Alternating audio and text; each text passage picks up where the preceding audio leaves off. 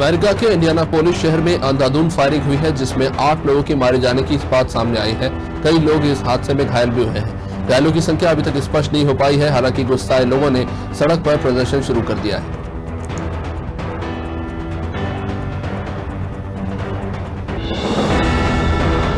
मिस्र में पुरातत्वविदों को दक्षिण राज्य लग्जर में नील नदी के पश्चिमी तट पर खोया हुआ सोने का शहर मिल गया।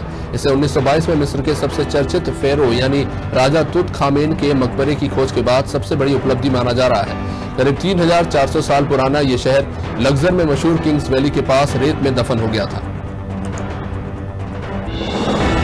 संयुक्त अरब अमीरात ने पहली बार आधिकारिक तौर पर यह कबूल किया है कि वो भारत और पाकिस्तान के बीच रिश्ते सुधारने में मदद कर रहा है। अमेरिका में यूएई के एम्बेसडर यूसुफ अल ओटाइबा ने कहा कि हम चाहते हैं ये दोनों देश अच्छे दोस्त भले ही ना बन सके, लेकिन कम से कम बातचीत तो शुरू होनी ही चाहिए ताकि इस क्षेत्र में अमन कायम हो सके। पाकिस्तान में शुक्रवार को तमाम सोशल मीडिया प्लेटफॉर्म को ब्लॉक कर दिया गया है। देश के गृह मंत्रालय की ओर से सुरक्षा का हवाला देते हुए पाकिस्तान टेलीकम्युनिकेशन अथॉरिटी के चेयरमैन को यह आदेश दिया गया कि 16 अप्रैल शुक्रवार को देश भर में 4 घंटे के लिए सोशल मीडिया प्लेटफॉर्म पूरी तरह से बंद कर दिया जाए।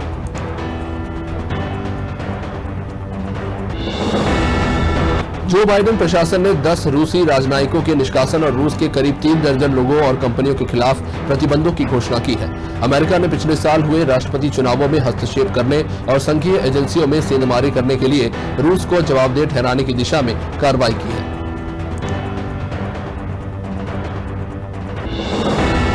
उत्तराखंड में आस्था के महाकुंभ के बीच अब कोरोना का कुंभ भी शुरू हो चुका है। 1 महीने के अंदर राज्य में कोरोना मरीजों के मिलने की रफ्तार में 88.14% की बढ़ोतरी दर्ज की गई है। 1 से 15 अप्रैल के बीच का आंकड़ा अगर देखा जाए तो 15 दिनों में 15,333 लोग कोरोना की चपेट में आ गए हैं। राजस्थान में कोरोना को काबू करने के लिए सरकार को वीकेंड लॉकडाउन की तरफ बढ़ना पड़ा है। गहलोत सरकार ने शुक्रवार शाम 6 बजे से लेकर सोमवार सुबह 5 बजे तक लॉकडाउन लगाने का फैसला किया है। इसका नाम वीकेंड लॉकडाउन रखा गया है, लेकिन पाबंदियां लॉकडाउन जैसी ही हैं।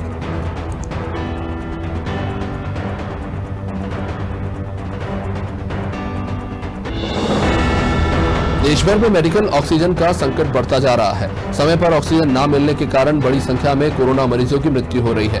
केंद्र सरकार ने फौरी तौर पर 50,000 मेट्रिक टन मेडिकल ऑक्सीजन के इंपोर्ट करने पर फैसला लिया है। पीएम केयर फंड की मदद से देश भर में 100 नए अस्पताल बनाए जाएंगे और इन अस्पतालों में ऑक्सीजन प्लांट भी होंगे। सुरक्षा नियंत्रक एजेंसियों ने पश्चिम बंगाल में चुनाव के दौरान अवैध धन की रिकॉर्ड धरपकड़ की है। चुनाव आयोग ने इसके लिए 13 एजेंसियां तैनात की थी, जिनमें से राज्य पुलिस, एक्साइज, आयकर, नारकोटिक्स, स्टैटिक सर्विलेंस टीमें शामिल थी।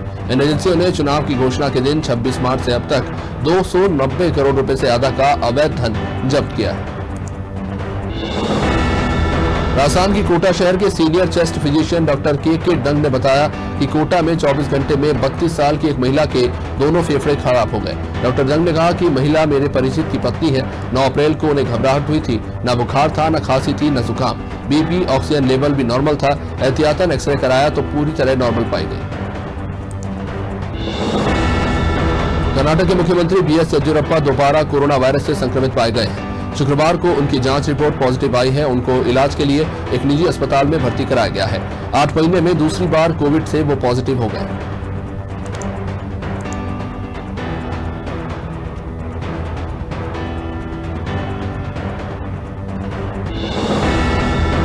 रेलवे बोर्ड के सीईओ और चेयरमैन सुनीत शर्मा ने शुक्रवार को नए स्पेशल ट्रेनों के संचालन के बारे में जानकारी दी। साथ ही उन्होंने विभिन्न राज्यों में चलाई जा रही अतिरिक्त ट्रेनों के आंकड़ों की भी जानकारी दी। देश के अनेक रेलवे स्टेशन पर अतिरिक्त भीड़भाड़ को देखते हुए भारतीय रेलवे ने 140 अतिरिक्त ट्रेनों के संचालन की शुरुआत की है। भारत में पहाड़ों पर बारिश और बर्फबारी तो मैदानी इलाकों में भीषण गर्मी के बीच इस साल के मानसून को लेकर अनुमान जारी हुआ है। बताया जा रहा है कि इस साल मानसून सामान्य रहेगा। मौसम विभाग ने शुक्रवार को यह जानकारी देते हुए कहा कि दक्षिण पश्चिम मानसून के जरिए देश में 75% वर्षा होती है, जो कि इस साल सामान्य रहने वाली है।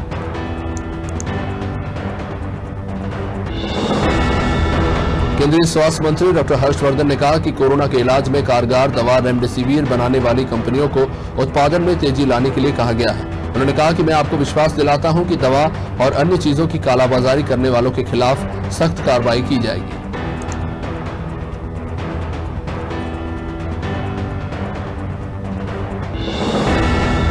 कोरोना महामारी की तीसरी लहर में शुक्रवार को 2 और बड़े नेता चपेट में आ गए। शुक्रवार को हरियाणा में कांग्रेस के राष्ट्रीय प्रवक्ता रणदीप सुरजेवाला और पंजाब में पूर्व केंद्रीय खाद्य प्रसंस्करण मंत्री हरसिमरत कौर की रिपोर्ट पॉजिटिव पाई गई है।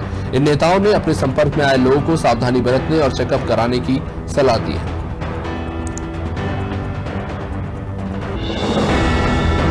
दिल्ली में कोरोना पीड़ितों के लिए बेड की कमी नहीं है, पर परिजन किसी खास अस्पताल में कोरोना पीड़ित को भर्ती करवाने के लिए अस्पताल प्रबंधन पर जोर नहीं दे। ये हमारे लिए मुश्किल होगा। ये बातें आज दिल्ली के मुख्यमंत्री अरविंद केजरीवाल ने मीडिया से कही।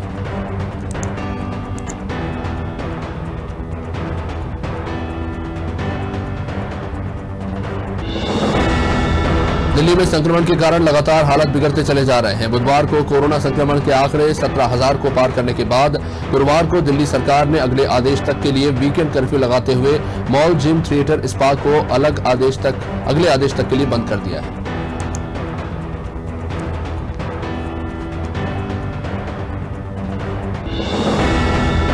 चंडीगढ़ में लगातार बढ़ते कोरोना संक्रमण के चलते ट्राई सिटी में वीकेंड कर्फ्यू लगा दिया गया है। अब यहां हर शनिवार और रविवार सब कुछ बंद रहेगा, लेकिन आवश्यक सेवाओं पर इसमें छूट रहेगी। ये फैसला प्रशासक वीपी सिंह बदनौर ने आज कोरोना पर हुई वॉर रूम मीटिंग के बाद लिया है। शहर में रात 10 बजे से लेकर सोमवार सुबह 5 बजे तक लॉकडाउन जारी रहेगा। चंडीगढ़ के पुलिस प्रमुख संजय बेनीवाल कोरोना संक्रमण की चपेट में आ गए हैं। शुक्रवार को जारी रिपोर्ट में वो कोरोना संक्रमित पाए जाने के बाद उन्होंने खुद को घर में आइसोलेट कर लिया है। वहीं परिवार के दूसरे सदस्यों की रिपोर्ट भी नेगेटिव आई है, जो कि सकारात्मक खबर है।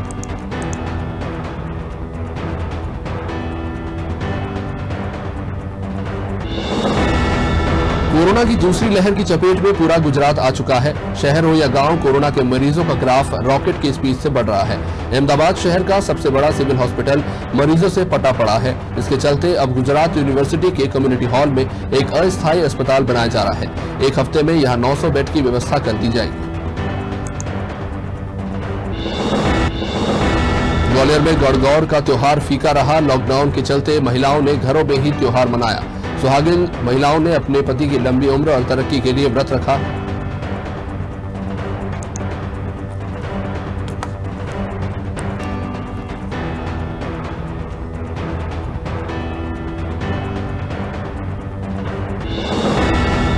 कुक्षी की कृषि उपज मंडी में खरीदी केंद्र पर एक बड़ी लापरवाही देखने को मिली, जहां गेहूं के ढेर में कुत्ते बैठे हुए पाए गए। व्यवस्थापक ने बताया कि यह काम प्रतिबंध मंडी के द्वारा किया जाना चाहिए, लेकिन कृषि उपज मंडी का कोई भी कर्मचारी खरीदी केंद्र पर था ही नहीं।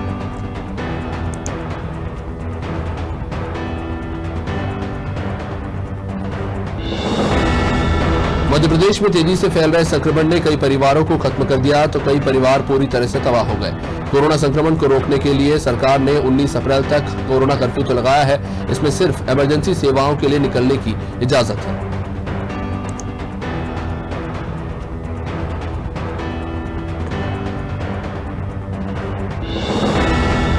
एक तरफ देश में कोरोना संक्रमण बेकाबू होता जा रहा है, तो वहीं मध्य प्रदेश के राजनीतिक गलियारों में पोस्टर वॉर चल रहा है। भोपाल में बीजेपी सांसद साध्वी प्रज्ञा सिंह ठाकुर की गुमशुदगी के पोस्टर चस्पा किए गए हैं। एनएसयूआई मेडिकल विंग ने पूरे लोकसभा क्षेत्र में भोपाल सांसद प्रज्ञा ठाकुर के पोस्टर चस्पा किए हैं।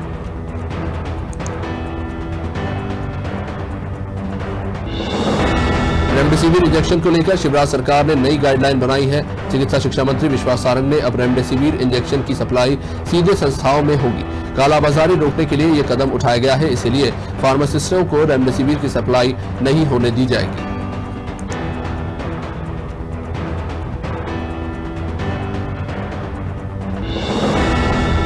मध्य प्रदेश की राजधानी भोपाल में कोरोना का कहर लगातार जारी है। ऐसे में राजधानी के चौक चौराहों पर पुलिस का पहरा लगातार देखने को मिल रहा है।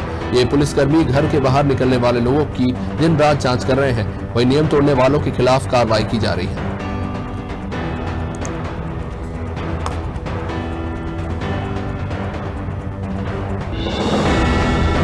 देवरी के ग्राम घुघरी में खेतों में रखवाली करते वक्त महिला की हत्या के मामले में पुलिस ने खुलासा करते हुए पड़ोस के ही खेत में काम करने वाले रामलाल अहिरवार को गिरफ्तार किया है।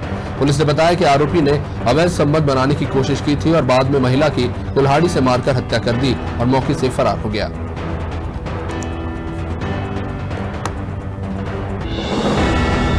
होशंगाबाद के जिला हॉस्पिटल में 1 साल पहले आईसीयू नहीं होने से मरीजों को इलाज नहीं मिल पा रहा था। आज 8 महीने बाद भी आईसीयू बनकर अब तैयार हो गया, लेकिन आईसीयू में स्टाफ नहीं होने की वजह से आज भी मरीज आईसीयू का लाभ नहीं ले पा रहे।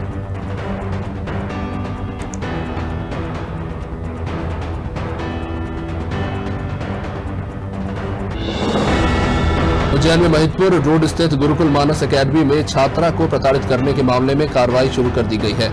कलेक्टर के निर्देश पर शुक्रवार को 4 प्राचार्यों का जांच दल गुरुकुल मानस एकेडमी पहुंचा और कई रिकॉर्ड जब्त किए गए। साथ ही स्कूल प्रबंधन से पूछताछ भी की गई।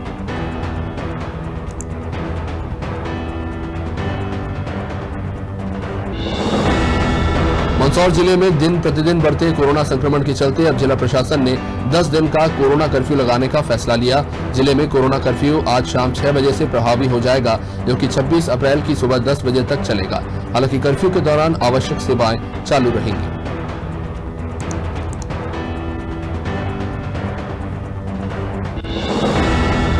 शिवपुरी की नरवर तहसील में गुटखा की कालाबाजारी का मामला सामने आया है। थोक व्यापारी विमल जैन ब्लैक में ज्यादा कीमतों पर गुटखा बेच रहे थे, जिसके बाद लोग खरीद भी रहे थे। पुलिस प्रशासन लॉकडाउन को लेकर सख्ती बरत रही है, लेकिन इसकी आड़ में खेल करने वाले दुकानदारों पर कोई कार्रवाई नहीं हो रही।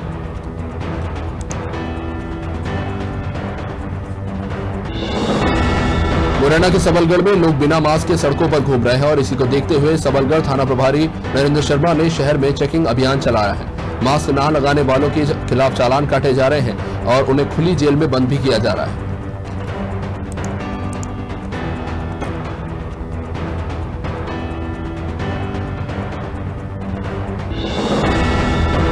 प्रदेश में तेजी से बढ़ रहे संक्रमण से जनता को बचाने के लिए वैक्सीनेशन का काम चल रहा है। सिवनी जिले के गंसौर में सीईओ मनीष बागरी ने जिले वासियों से कोरोना वैक्सीन लगवाने की अपील की। मनीष बागरी ने सभी लोगों को विश्वास दिलाया कि वैक्सीन पूरी तरह से सुरक्षित है।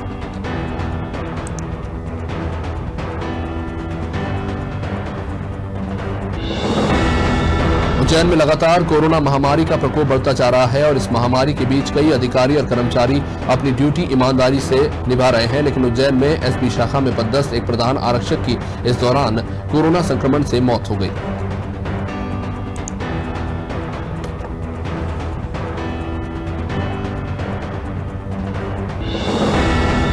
धार के ग्राम खीरवा के सोलंकीपुरा में एक तेंदुआ भागते हुए कुएं में जा गिरा, जिसकी सूचना ग्रामीणों ने वन विभाग को दी। सूचना के बाद वन विभाग का अमला तत्काल गांव पहुंचा और रेस्क्यू करके तेंदुए को कुएं से बाहर निकाला गया।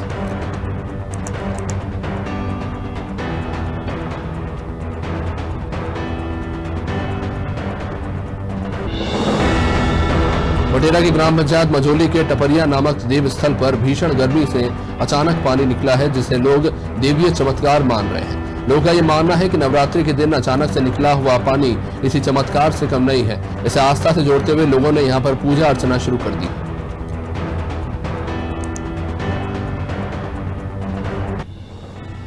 कांकेर के परलकोट क्षेत्र में कोरोना को लेकर सतर्कता दिखाते हुए कांग्रेस के कार्यकर्ताओं ने मास्क और सैनिटाइजर वितरित किए। इसके साथ ही लोगों से सोशल डिस्टेंसिंग का पालन करने और सतर्क रहने की भी अपील की गई।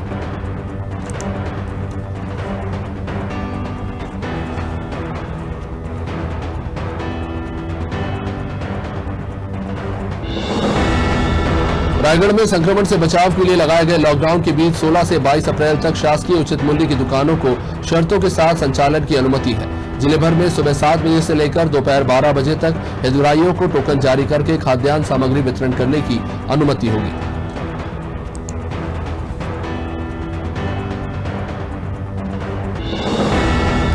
रायपुर में कोरोना मरीजों के बेहतर इलाज के लिए व्यापक कदम उठाए जा रहे हैं। जिले में अब फुंडहर, धरसीवा और तिल्दा में कोविड केयर सेंटर शुरू किए गए हैं। कलेक्टर डॉक्टर एस भारतीदासन ने बताया कि बेड की संख्या बढ़ाई गई है। इंदौर स्टेडियम के कोविड केयर सेंटर में मरीजों के लिए आवश्यक दवाइयां निःशुल्क उपलब्ध कराई जा रही है। रायगढ़ के लैलूंगा में ग्राम पंचायत लमडांड के उप सरपंच और पंच की शिकायत पर एसडीएम ने पंचायती राज अधिनियम धारा 40 के तहत बर्खास्त की कार्रवाई की। सरपंच को पद से बर्खास्त कर दिया गया है।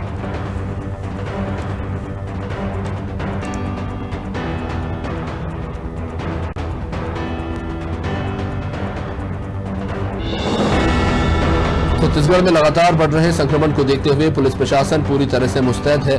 बस्तर जिले में कोरोना गाइडलाइन का पालन करवाने के लिए पुलिस की टीम लगातार शहर में फ्लैग मार्च कर रही है। शहर वासियों से लॉकडाउन का सख्ती से पालन करवाया जा रहा है।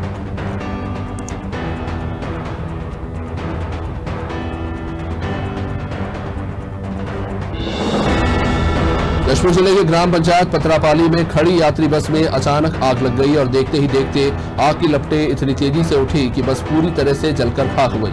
बस मालिक ने बताया कि लॉकडाउन के कारण सभी यात्री बसें आसपास खड़ी थी। हालांकि गनीमत रही कि आग लगने के कारण कोई जनहानि नहीं हुई।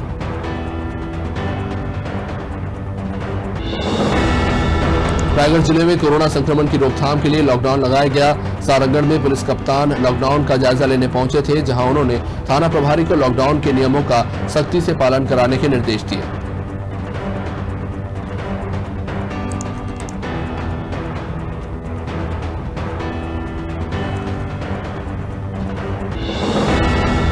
कोरबा में दुर्बा रोड स्थित लवली केयर स्कूल के पास टेंट गोदाम में अचानक भीषण आग लग गई।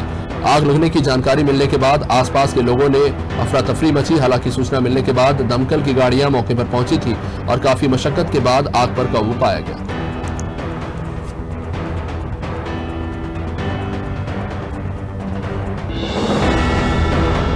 जांजगीर चांपा में 500 की आबादी वाला गांव पंचायत नवागांव में कोरोना का विस्फोट हुआ है। यहां 138 लोगों की रिपोर्ट पॉजिटिव पाई गई है। अब गांव को पूरी तरह से सील कर दिया गया है, जहां 24 घंटे प्रशासनिक अधिकारियों की तैनाती की गई है। बताया जा रहा है कि 1 से 5 अप्रैल के बीच में गांव में शादी हुई। इसमें कई लोग शामिल हुए थे और यहीं से संक्रमण फैला। छत्तीसगढ़ में तेजी से फैल रहे संक्रमण को रोकने के लिए कई जिलों में संपूर्ण लॉकडाउन लगा दिया गया है, तो कई जिलों में नाइट कर्फ्यू लगाया गया है। कोरोना संक्रमण पर काबू पाने के लिए तमाम कोशिशें जारी हैं। लोग सड़कों पर फिर भी घूमते पाए जा रहे हैं। पुलिस ने बेवजह घूमने वालों पर चालानी कार्रवाई की।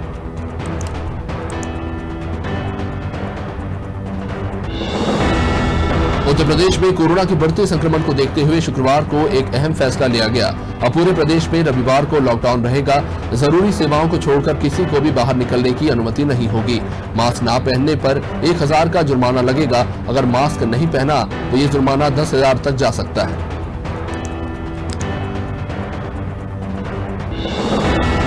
उत्तर प्रदेश के वाराणसी में रोटी बैंक संचालक किशोर कांत तिवारी का कोरोना संक्रमण से निधन हो गया। रोटी बैंक के जरिए गरीबों तक भोजन पहुंचाने वाले युवा सामाजिक कार्यकर्ता के निधन से हर तबके में शोक की लहर है। परिजनों ने बताया कि तेज बुखार के चलते इलाज के दौरान उसकी मृत्यु हो गई।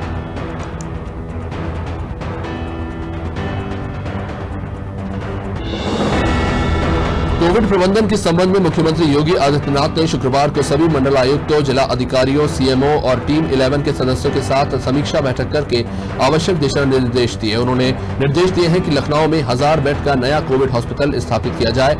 सरकारी और निजी लैब पूरी तरह से काम करते नजर आए। कोरोना कर्फ्यू के चलते मुंबई में 1 महीने तक फिल्में, वेब शो और सीरियल्स की शूटिंग नहीं हो पाएगी। ऐसे में कईयों ने मुंबई के बाहर का रुख किया है। मिसाल के तौर पर एक विलेन रिटर्न्स और शाहिद कपूर का वेब शो, जिसके जरिए वो पहली बार डिजिटल डेब्यू करने जा रहे हैं, इन सभी के शोज को टाल दिया गया है।